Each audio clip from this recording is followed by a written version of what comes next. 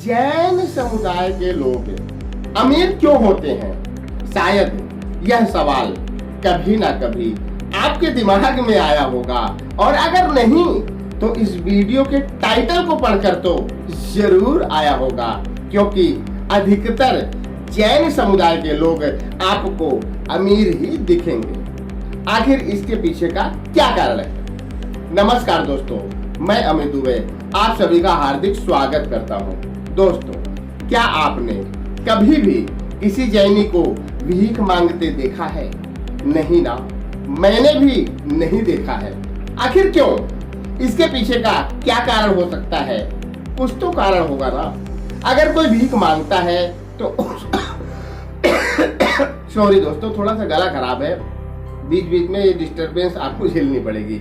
कुछ तो कारण होगा। अगर कोई भीख मांगता है तो उसके पीछे भी कोई कारण होता है, क्योंकि वह गरीब होता है। लेकिन कोई जैनी भीख क्यों नहीं मांगता? क्योंकि वह अमीर होता है। लेकिन वह अमीर क्यों होता है? इस वीडियो के माध्यम से हम जैन धर्म के इतिहास से लेकर उनके समुदाय के लोगों के अमीर होने तक के बारे में विस्तार पूर्वक बताएंगे। बस बने रहिएगा हमारे साथ, क्योंकि हम नहीं करते फिजूल की बात। हमारे YouTube चैनल पर होती है सिर्फ और सिर्फ ज्ञान की बात। तो आइए अब शुरू करते हैं। दोस्तों, सबसे पहले हम जैन धर्म के इतिहास के बारे में बात करेंगे। उससे आगे बढ़ते हुए जैन समुदाय के बारे में बात करेंगे कि वे क्यों अमीर होते हैं, और भी उससे जुड़ी बहुत सारी बातें हैं, उन सब के बारे में चर्चा करेंगे। लेकिन सबसे पहले हम अभी जैन धर्म के इतिहास के बारे में बात करते हैं। जैन धर्म दुनिया के सबसे प्राचीन धर्मों में आता है, जिसकी स्थापना ऋषभ देव के द्वारा किया गया था, जो कि जैन धर्म के सबसे पहले तीर्थकर थे। ऋषभ देव भारत के चक्रवर्ती सम्राट भरत के पिता थे। जैन धर्म श्रमणों का धर्म कहा जाता है। अगर वेदों की बात करें तो उसमें भी ऋषभ देव का उल्लेख है। आर्यों के काल की बात करें तो उसमें भी ऋषभ देव और अरिष्ट नेमि के परंपरा का उल्लेख मिलता है। द्वापर युग में, महाभारत के समय में जैन धर्म के प्रमुख नेमिनाथ थे। ज्यादातर लोग जैन धर्म को 500 ईसा पूर्व भगवान महावीर के काल से ही मानते हैं और जानते हैं। लेकिन इससे बहुत पहले ही जैन धर्म की स्थापना ऋषभ देव के द्वारा हो गई थी, जो कि जैन धर्म के प्रथम तीर्थकर माने जाते हैं। हाँ दोस्तों, वैदिक दर्शन में भगवान ऋषभ देव को भगवान विष्णु का 14वां अवतार माना जाता है। शिव पुराण के अनुसार ऋषभ देव भगवान शिव के अवतार बताए गए हैं। भगवान ऋषभ देव का जन्म हिंदुओं के सबसे पवित्र स्थल अयोध्या में हुआ था। उनके पिताजी का नाम महाराज नाभि और माताजी का नाम महारानी मरुदेवी था। ऋषभ देव एक महान और प्रतापी राजा थे। उनका विवाह इंद्र की पुत्री जयंती से हुआ था। माना जाता है कि उनसे उन्हें सैकड़ों संतानें हुई, जिनमें से एक भरत भी थे, और उन्हीं भरत के नाम पर हमारे देश का नाम भारत पड़ा।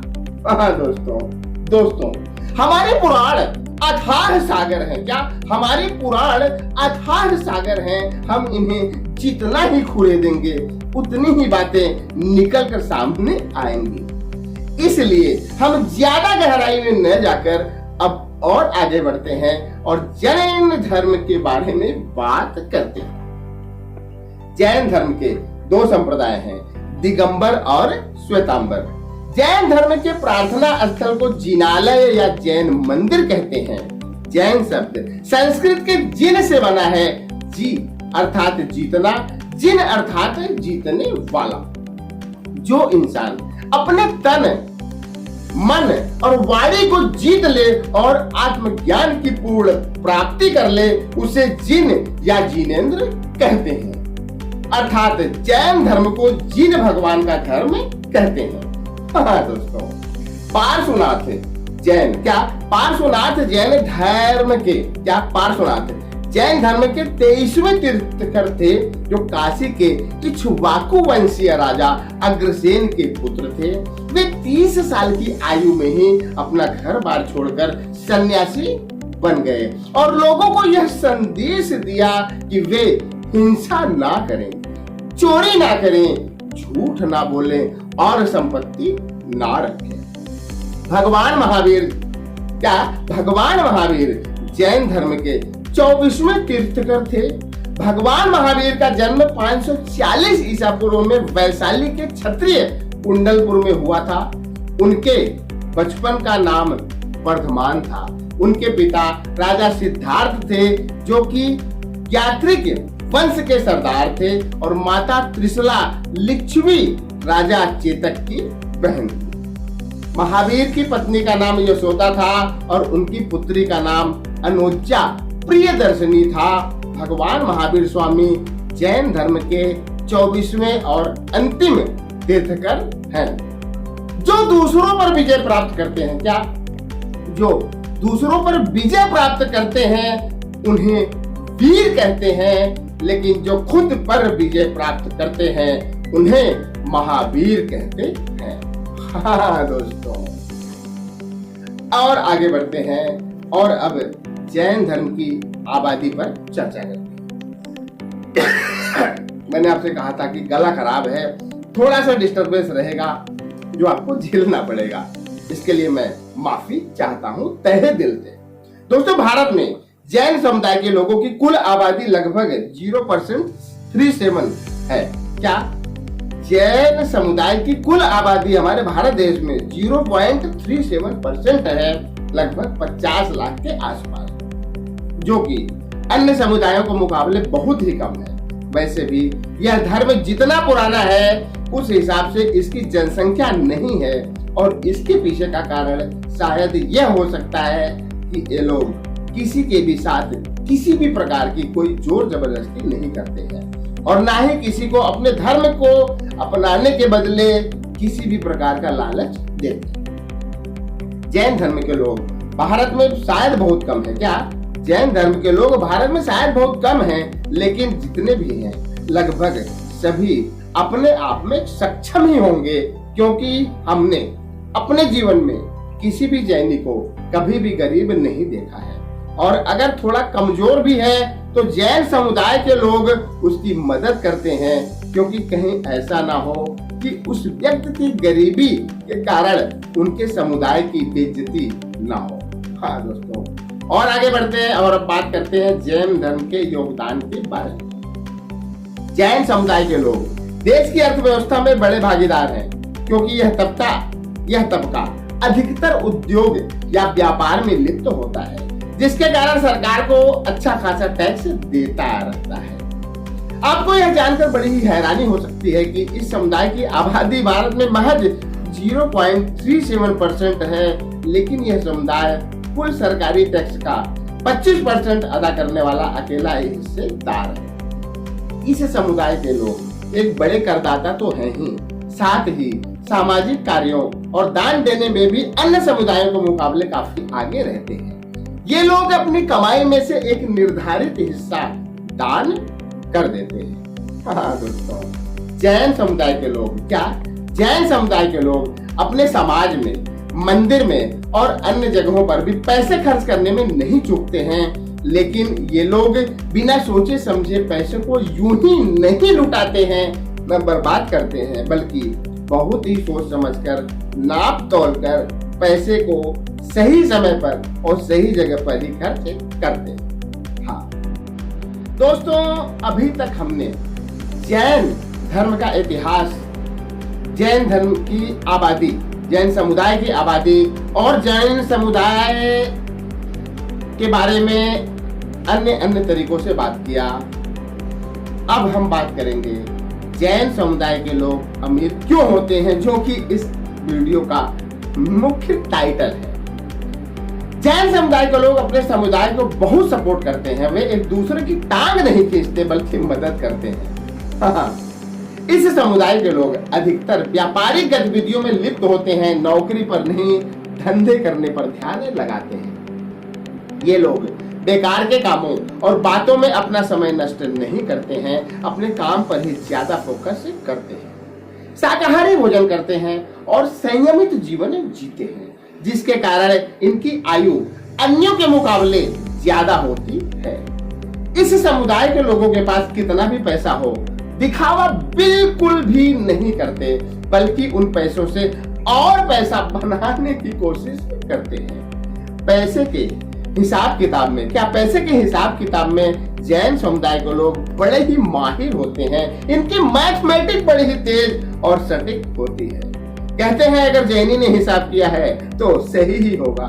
हाँ दोस्तों, ये लोग अपने काम से बहुत प्यार करते हैं। काम ही इनका जीवन है। इनका मानना होता है कि काम से ही इंसान की औकात बनती है। जैनी लोग बड़े ही ठंडे दिमाग के होते हैं। क्या जैनी लोग बड़े ही ठंडे दिमाग के होते हैं, लड़ाई झगड़े से दूर ही रहते हैं, निरंतर आगे बढ़ते रहने और उन्नति पर काम करते हैं। अपने धर्म के प्रति, समुदाय के प्रति, व्यापार के प्रति और समाज के प्रति ईमानदार होते हैं। कर्मवीर और दानवीर प्रवृत्ति के होते हैं।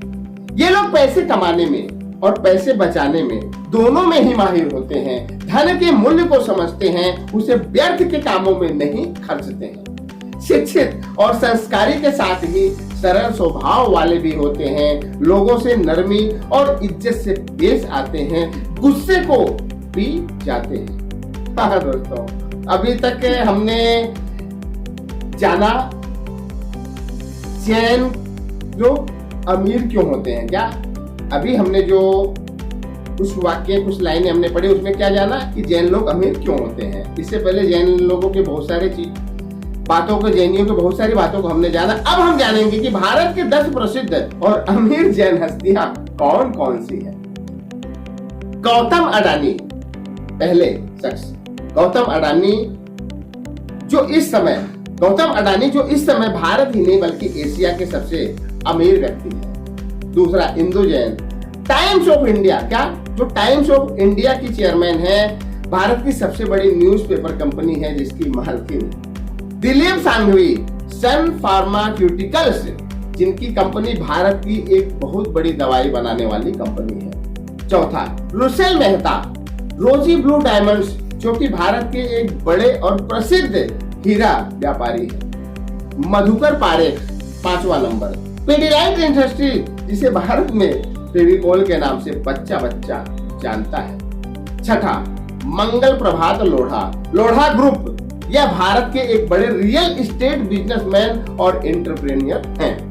सातवां Bhanwarlal Jain, Jain irrigation systems limited, यह भारत के सबसे बड़ी माइक्रो इरिगेशन फर्म के मालिक हैं। आठवां सुधीर और समीर मेहता, क्या सुधीर और समीर मेहता, टोरेंट ग्रुप, इनका टोरेंट ग्रुप है। ये दोनों भाई भी भारत के अमीर जैनी हैं, जो चैरिटी जैसे कामों में बहुत आगे हैं, काफी बढ़ चढ़कर हिस्सा लेते हैं चैरिटी जैसे कामों में। नौवां मोतीलाल ओसवाल ग्रुप, जो कि भारत में कपड़े के क्षेत्र में एक बड़ा ही प्रसिद्ध नाम है, के मालिक हैं। नरेंद्र पाटनी कंप्यूटर्स, जो कि भारत की एक बहुत बड़ी कंप्यूटर निर्माता कंपनी है, के मालिक है। हाँ दोस्तों, अब आपके मन में एक सवाल पैदा हो सकता है कि इस वीडियो में बताई गई बातों से अमीरी का भला क्या संबंध हो सकता है। तो जवाब है कि जो लोग शिक्षित होंगे, संस्कारी होंगे, शाकाहारी होंगे, संयमित होंगे, साथ ही साथ एक मंझे हुए व्यापारी होंगे और पैसे कमाने के साथ साथ उसे बचाने के गुणों में भी माहिर होंगे, तो ऐसे लोग अमीर नहीं होंगे तो भला कौन होगा। और ये सभी बातें जैनियों के अंदर कूट कर भरी होती हैं, जिसके कारण जैन समुदाय के लोग औरों के मुकाबले ज्यादा अमीर होते हैं। अगर देखा जाए तो यह समुदाय देश का सबसे बड़ा अल्पसंख्यक समुदाय है, जिसने कभी भी अपनी माइनॉरिटी का रोना नहीं गाया, अपने काम से ही अपनी इज्जत और पहचान बनाई और अपने समुदाय के साथ साथ देश की भी अर्थव्यवस्था और इज्जत बढ़ाई। अन्य समुदायों को भी इनसे सीख लेनी चाहिए, लेकिन सीख लेगा कौन? क्योंकि हमारे देश में लोगों को सीख लेना मुश्किल लगता है और भीख लेना आसान लगता है। जिसे देखो फ्री फ्री फ्री के पीछे भाग रहा है, क्या जिसे देखो फ्री फ्री फ्री के पीछे भाग रहा है, वो यह समझने की कोशिश नहीं कर रहा है कि फ्री में तो सबसे सस्ती चीज ही मिलती है ना। अगर कोई भी महंगी चीज चाहिए तो उसके लिए आपको अच्छे खासे पैसे खर्चने होंगे, जो कि आप कमा कर ही प्राप्त कर सकते हैं। जैन कम्युनिटी, क्या जैन कम्युनिटी अपनी मेहनत और काबिलियत से अपना व्यापार चलाता है और अपनी खुद की कमाई खाता है। यह ना तो सरकार से अपनी माइनॉरिटी का रोना रोता है और ना ही किसी भी प्रकार का कोई सहयोग मांगता है, बल्कि यह समुदाय तो लोगों को रोजगार देता है, साथ ही साथ सरकार को भी सबसे ज्यादा टैक्स अदा करता है। जाते जाते एक दो लाइन आपके सामने जरूर पेश करना चाहूंगा। जो लोग अपने जीवन में निवेश करते हैं वही एक दिन अमीरी की दुनिया में प्रवेश करते हैं। फिर से ये लाइन में दोहराना चाहूंगा कि जो लोग अपने जीवन में निवेश करते हैं वही एक दिन अमीरी की दुनिया में प्रवेश करते हैं। अब वह चाहे जैन समुदाय का हो या फिर किसी भी अन्य समुदाय का, जो भी स्वास्थ्य, शिक्षा, समाज, व्यापार, खुद के आकार पर निवेश करेगा वही भविष्य में अमीरी की दुनिया में प्रवेश करेगा। आप भी ऐसा कर सकते हैं, कोशिश करके तो देखें। आपके जीवन में क्रांतिकारी परिवर्तन ना आ जाए तो कहना। दोस्तों, आशा करता हूं कि यह वीडियो आपकी जनरल नॉलेज को पहले से और बेहतर बनाएगा, साथ ही साथ आपको बुद्धिजीवियों की श्रेणी में लेकर जाएगा। तो आज के लिए सिर्फ इतना ही। अगले वीडियो में हम और आप फिर मिलेंगे किसी नए टॉपिक के साथ। तब तक के लिए जय हिंद, जय भारत।